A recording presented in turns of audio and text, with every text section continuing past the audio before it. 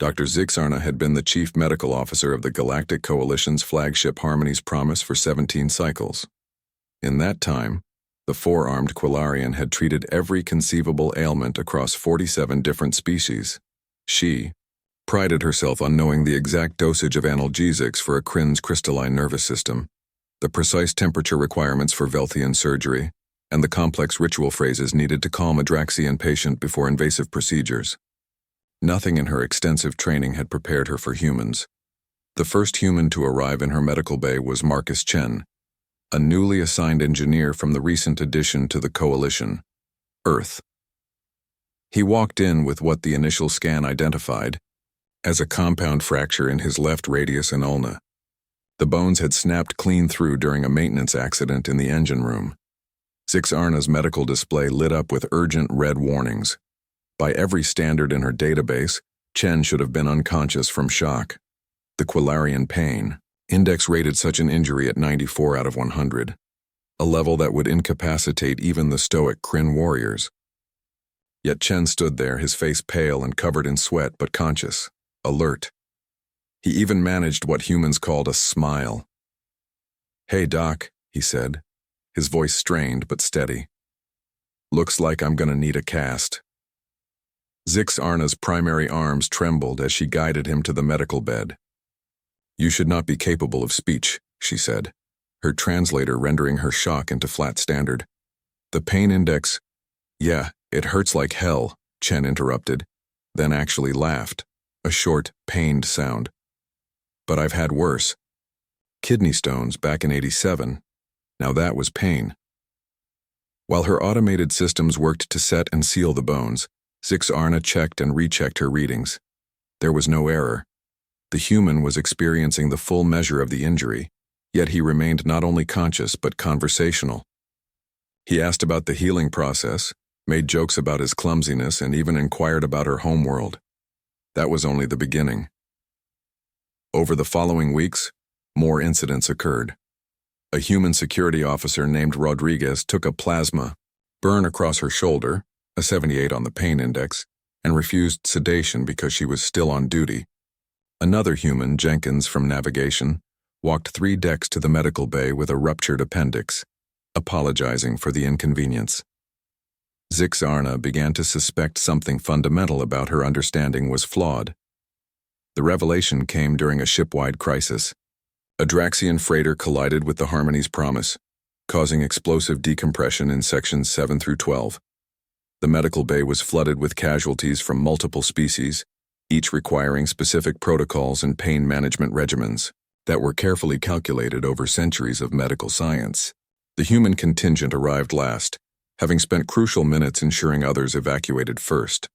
They came in with lacerations, burns, broken bones, and decompression injuries. By all standards, they should have been the most demanding patients. Instead, they became her assistants. Chen, his arm barely healed, helped stabilize a Velthian whose carapace had cracked. Rodriguez, still recovering from her plasma burn, held down a panicking Quillarian civilian while Zixarna performed emergency surgery. A human medic named Patterson, with 3 fractured ribs, organized triage and delegated resources with crisp efficiency. "How?" Zixarna demanded of Patterson as they worked through the crisis. "Your pain receptors are functioning. The scans show you are experiencing severe discomfort. Why are you not incapacitated?" Patterson paused in wrapping a Kryn's crystalline limb, his face drawn with pain, but his hands steady. "Doc, pain is just information. It tells you something's wrong, but it doesn't get to make the decisions." He secured the bandage and moved to the next patient. "Besides, other people need help more than I need to acknowledge my ribs hurt." Over the next several hours, Zixarna observed something that would fundamentally alter Coalition medical doctrine. The humans didn't ignore pain. Their vital signs showed they felt every injury acutely. Instead, they had developed a remarkable ability to function despite it, to partition their consciousness in a way that acknowledged suffering while refusing to submit to it. When the crisis finally ended, Zixarna found Chen in the recovery ward, finally allowing himself to rest. His arm had refractured during the rescue efforts. I need to understand, she said, settling beside his bed with all four arms folded in the Quilarian gesture of student to teacher. Every species we know has evolved to prioritize pain signals above all else. It is a survival mechanism. But humans. Chen considered for a moment, staring at the ceiling. Maybe we survived because we could work through pain. Earth was a rough place, Doc. Predators, diseases, injuries. If our ancestors stopped every time something hurt, we'd have died out. So we learned to grit our teeth and keep going. He turned his head to look at her. Pain is mandatory. Suffering is optional.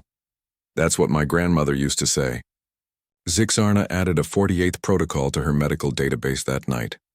The human pain tolerance scale would require an entirely new framework, one that accounted not just for physical resilience, but for something the automated systems struggled to quantify. The sheer stubborn will of a species that had clawed its way up from a hostile world and refused to let mere agony slow them down. 3 cycles later, when the Coalition faced the Zathan invasion, human volunteers formed the backbone of emergency medical teams across the fleet. They worked through injuries that would hospitalize other species, providing care in conditions that others found unbearable. Dr. Zixarna watched them work with something approaching awe. Humanity had not brought superior technology or overwhelming force to the Coalition.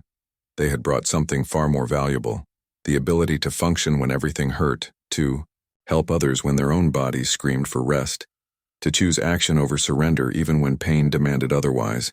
The medical bay now had 48 species protocols, but increasingly, other species requested the human approach to pain management, not the chemicals, but the mindset.